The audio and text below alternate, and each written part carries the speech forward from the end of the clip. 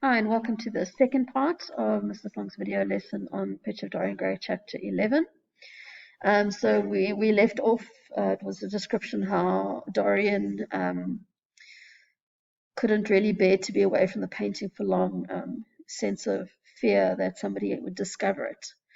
Here it tells us sometimes when he was down at his house in Nottinghamshire, he would suddenly leave his guests and rush back to town to see that the door had not been tampered with, and the picture was still there. What if it should be stolen? The mere thought made him cold with horror.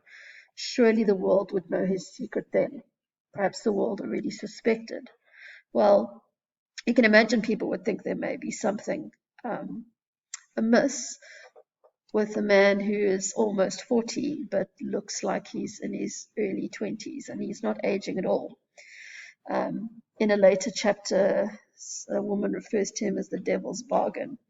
So you can see here this sort of nagging fear, nagging paranoia that the existence of the painting is causing Dorian.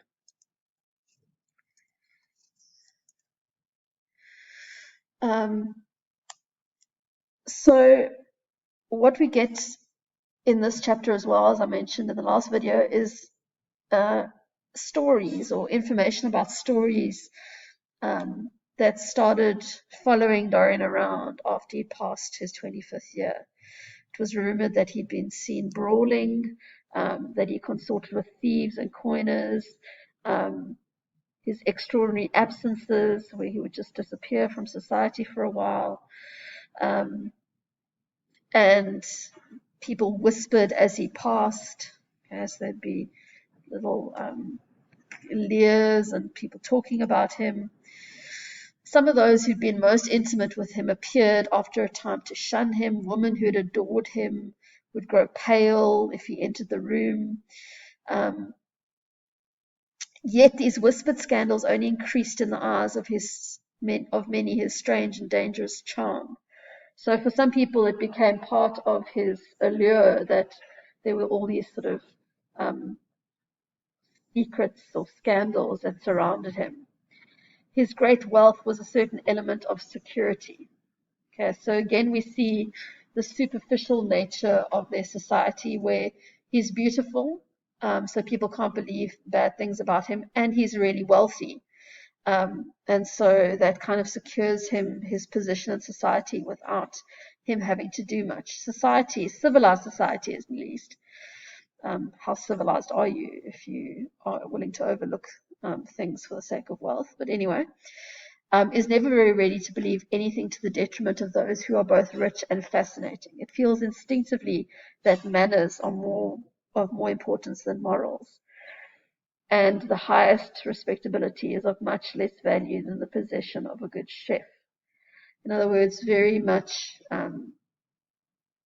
focused on what people have instead of who they are. And so Dorian gets away with a lot because he's pretty and handsome, and he looks young, and he's rich, and that allows him a certain level of security.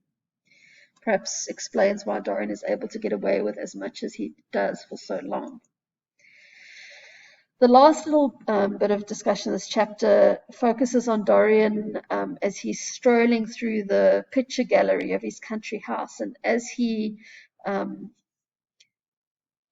of browses and observes all the pictures of his ancestors, he wonders if some strange poisonous germ had crept from body to body till it had reached his own. Was it some dim sense of that ruined grace that had made him so suddenly and almost without cause give utterance in Basil Hallward's studio to the mad prayer that had changed his life? So there's hint there of sort of rumors and skeletons in his family's closets, and he wonders if it's not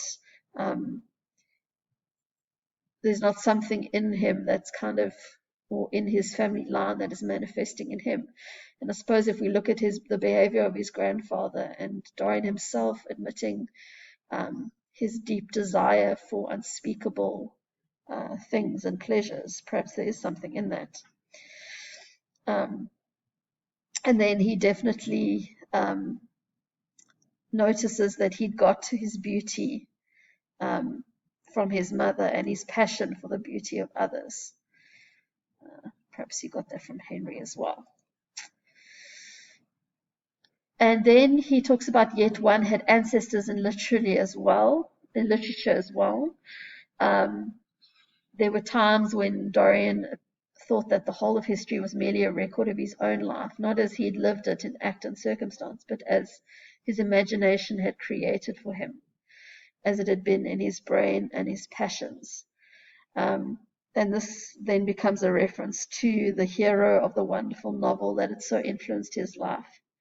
Dorian Gray had been poisoned by a book. There were moments when he looked on evil simply as a mode through which he could realize his conception of the beautiful. Interesting there that there's a blurring of the lines between beauty and evil, and his acknowledgement there of being poisoned by a book, and almost seeing himself in characters in literature, or seeing parts of his own life acted throughout history. And that goes back to a previous extract where he's talking about the things that people over the ages had denied themselves, and how he was determined not to do that.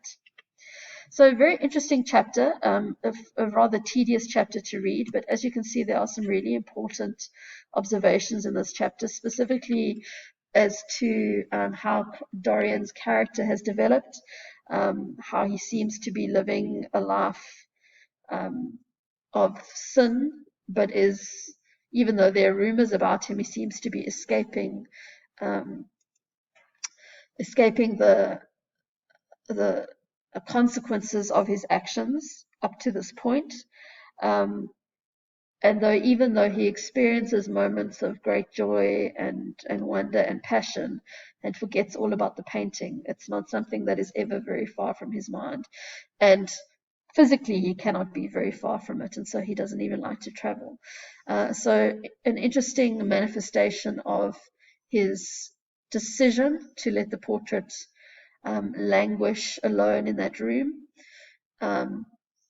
and then taking some sort of sick pleasure in seeing it age, seeing it change, thanking his lucky stars that he's escaped that same fate. Yet there's always this nagging fear and this nagging paranoia that his secret is going to be found out.